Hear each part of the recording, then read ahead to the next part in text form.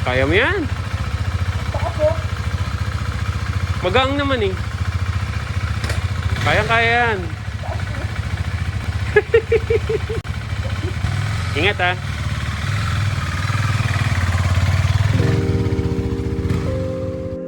Alright, okay, so this is our second Kawasaki Ninja bike that we will feature in our bike review. But this time, it would be the heavier, more powerful of the Ninja bikes we have tried. Introducing the 2019 Kawasaki Ninja 650.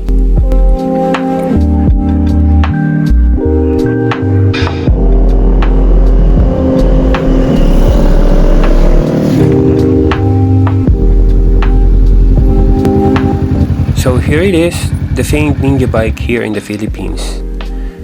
Well, I say this because next to the Ninja 400, the Ninja 650 is one of the best-selling fared sports bikes sold in the country.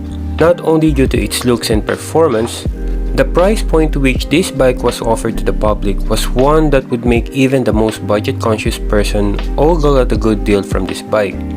Because for a price of around 385,000 pesos at the time it was being sold brand new, that would be one of the most value-packed deal you can get for a very capable bike available locally, where other middleweight bike of the same category would easily fetch to the range of 500,000 pesos or more. No wonder you would see a lot of these 650s roaming the roads of the metro, as the Kawasaki Ninja 650 easily becomes the early favorites of both big bike newbies and veterans alike.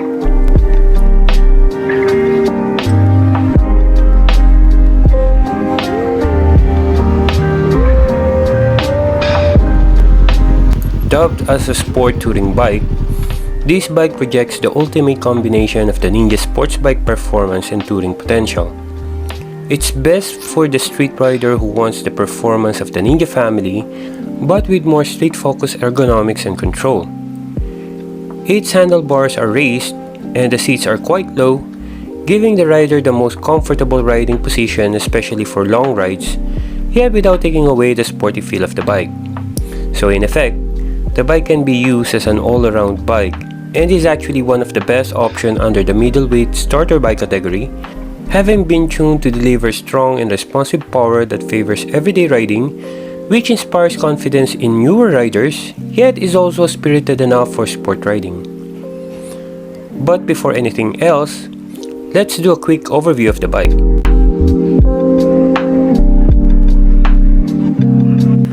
The Ninja 650 is powered by a 649cc 4-stroke liquid-cooled parallel twin DOHC engine that makes around 68 horsepower and 66 Nm of torque.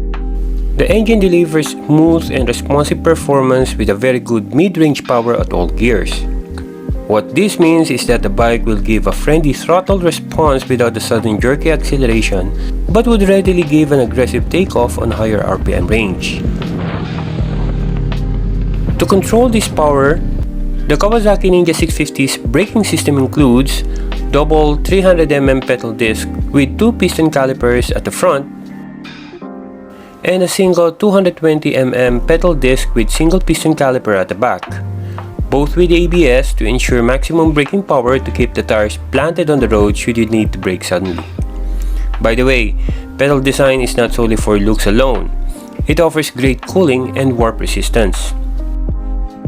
To complement the bike's high-tensile steel trellis frame, the Ninja 650 is equipped with 41mm hydraulic telescopic fork at the front and horizontal back link with adjustable spring preload at the back. The linkage is placed atop the swing arm and helps make room for the underbelly muffler for better mass centralization, aka lower center of gravity, hence better stability for the bike. And to add, the gull wing swing arm uses hollow press construction, which in turn helps in the overall weight reduction for this bike. The bike also features an assist and slipper clutch for a lighter feel at the clutch lever and reduced wheel hop during downshifts for smooth corner entry. As you know, during high back torque, such as when too low of a gear is selected, the slipper function allows some clutch slippage to help prevent engine lockup and stalling, as well as rear wheel hop. Something that is very dangerous, especially when attacking corners with the rear tire losing traction, leading to unwanted spills in the process. While the Ninja 650 highlights a strong Ninja Super Sports appearance with its sleek angular bodyworks and aggressive styling, it delivers the package with a comfortable upright riding position, which makes this bike an exceptional everyday ride. How it does this? Let's find out. We take this bike out for a ride. So, let's go.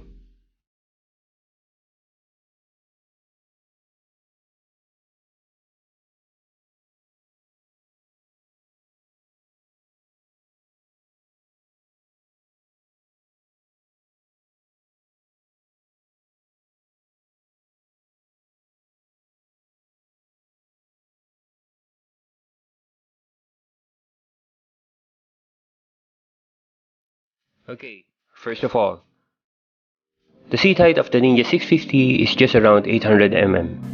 That is surprisingly low, and likewise the seat is slim at the front to make it easier for the rider to place both feet on the ground at a stop.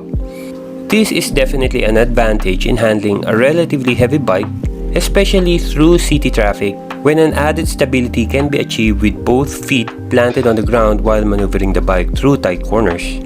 The clip-on style handlebar mounts atop the upper triple clamp, which are positioned slightly forward for an aggressive sport riding position, this while complementing the ergonomics of the upright riding position. If you would notice, the handlebars are positioned quite high, quite opposed to the very aggressive low handlebars of its racing-tuned counterpart, the ZX6R. This placement of the handlebars ensures a more relaxed upright position for the rider.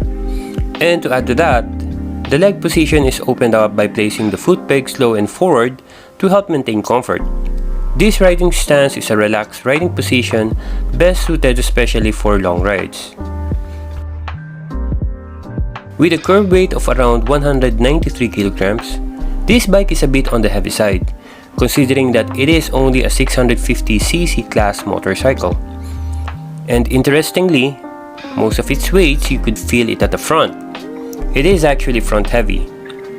During the time that the bike was with me, I found it uneasy riding it through tight turns, having this feeling that the rear is unsteady, something that I did not encounter while doing the same with the lighter Ninja 400.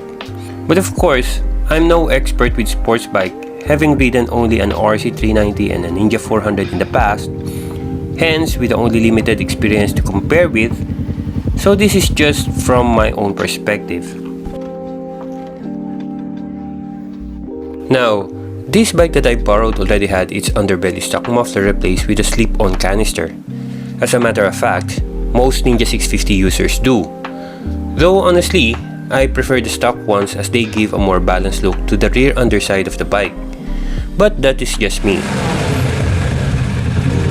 Anyways, while the aftermarket exhaust admittedly gives the bike a very crisp exhaust note, a full exhaust replacement without ECU remapping would usually result to quite frequent backfire coming off from the muffler, and consequently resulting to a delayed engine response, which is a bit noticeable. This bike is no exception to that. The panel gauge is still a mix of analog instrumentation and LCD display, with the analog tachometer needle complementing the upshift light, changing colors in 3 stages as the chosen shift point nears. Quite cool, especially at night. Unfortunately, it is still not a TFT display, which would be standard equipment in the succeeding 2020 model, but one cannot complain as the layout of the instrument panel is well thought of. One thing that I found to be a downside of this bike is that all lights, except for the tail lights, are still incandescent bulb. Though it is an easy fix wherein one can simply replace them with LEDs, one just finds it surprising that such a premium bike will still have an old lighting technology. But at least the eye-catching X pattern of the taillight makes up for it. It is just awe-inspiring for one tailing the bike and seeing the X pattern from the rear. And speaking of the rear, I just find the rear of the Ninja a bit too bulky for my taste, as if it is out of proportion to the overall aggressive styling of the bike. The oversized rear fenders does not help as well. One would wish that a bit of thought was put into designing the back portion of the bike, taking design cues from the R6 or the CBR. But overall, I guess the Ninja 650 was really made for someone who loves the sporty appearance of a sports bike, yet not wanting the inconveniences that come from riding one. The on-demand power that the bike can provide more than assures the rider of the racing heritage of the bike, and yet still being tamed and gentle enough for everyday use. This bike is definitely built for long rides on open roads with a bit of provincial traffic.